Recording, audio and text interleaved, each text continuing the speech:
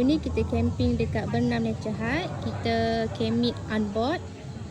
Tema kita Jurassic Park. Jom saya nak tunjuk setup saya. So minggu ni saya bawa macam biasalah kemah Nature Hut dari Village 13. Saya combinekan dia dengan Mountain Hiker Dome warna kakis. Okay, ni setup kita. Setup simple je, setup berdua. Okay, tema kita Jurassic Park. Okay. Welcome to Ambot Jurassic. Kita letak pagar-pagar sikit ala-ala hutan. Kita tapak 18 lah. Okay, simple setup kita. Okay, masuk dalam. Bok, ni tempat masak kita. Tempat masak kita macam biasalah. Dapur Mira. So, ini barang-barang kita. So, ini kita punya setup kakis. Table kita macam candlelight dinner tapi tema Jurassic Park. This my husband. Say hi my husband.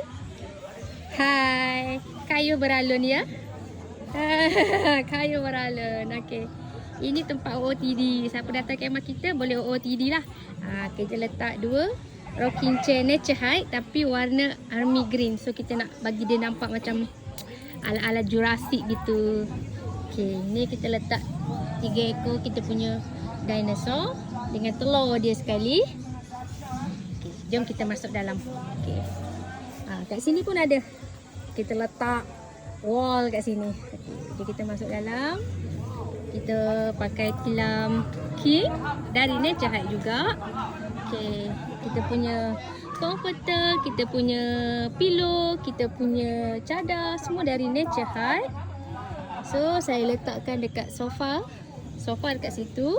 Sofa dari Nature Hut juga. Okay, lepas tu kita hias sikit. Kita ada kipas, kita ada tempat letak baju kotor, pakaian yang kita nak pakai. So, kemah Nature Hut ni dalam dia ada lampu tau. Dia dah khaskan ada LED.